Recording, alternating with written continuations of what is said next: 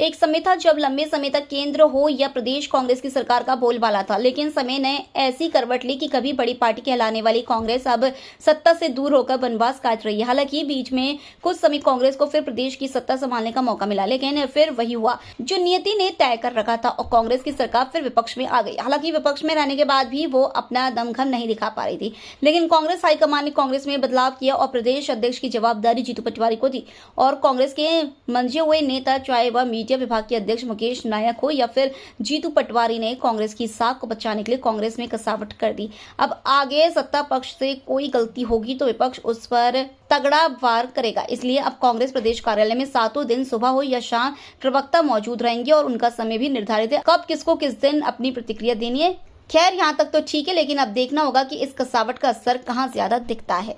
और बीतते समय के साथ हम अपनी विपक्ष की भूमिका को अगर और धारदार पैदा नहीं करेंगे तो हमें नुकसान होगा। इस बात को ध्यान में रखते हुए बहुत बड़े कसावट और परिवर्तन हुए तो मीडिया डिपार्टमेंट में भी हुए। सुबह रोज 9:30 बजे पूरे प्रदेश के प्रवक्ताओं की जूम मीटिंग होती है। उसमें जो भी राज्य में चल रहा है उस पर चर्चा होती है और क्या नैरेटिव चल रहा है और क्या प्रोएक्टिव हम लोग हो सकते हैं उस बारे में बात होती है।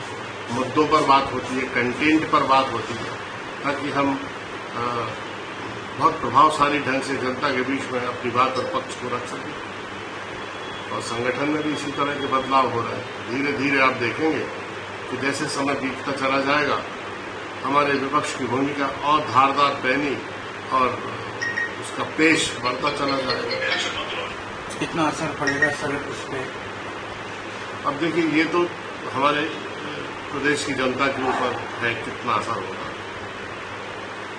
लेकिन जिस तरह से परिवर्तन की भूख बढ़ रही है और वातावरण में बदलाव आ रहा है तो हम लोगों को एक उम्मीद जगी है कि बीजेपी के अहंकार का प्रतिकार होगा और जो बीजेपी ने के लोग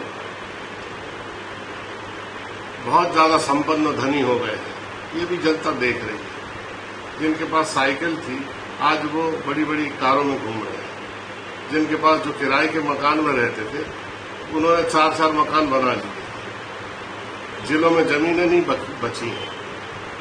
हर विधायक मंत्री के घर पर एक मुनीम बैठा हुआ है कि कोई भी जिले में जमीन बिके हमें सूचना दो, हम लेने के लिए तैयार। प्रवक्ताओं को कुछ टारगेट वगैरह भी मिले? सब प्रवक्ताओं के 6 दिन फिक्स है। कौन कौन किस समय पर बैठेगा, कौन कौन किस चैनल पर कब जाएगा, कौन कौन किस किस विषय का विशेषज्ञ है। और एक हम लोगों ने हर एक मंत्री के पीछे अपने प्रवक्ता लगाए हैं।